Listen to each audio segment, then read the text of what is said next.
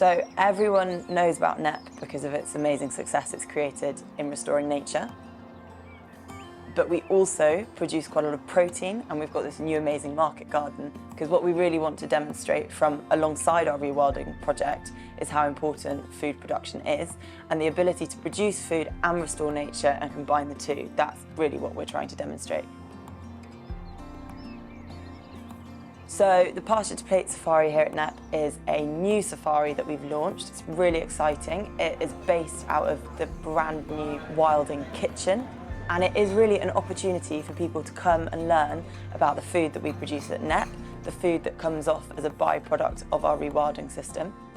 It's full of great stuff, so it begins with a talk about food systems and our approach at Knepp towards food production and food creation, local food systems, how do food and nature fit together. And then you get to head out into the wildland project and have a look at the cattle, the longhorn, that are famous, part of Knepp's ecological engineers that created the project.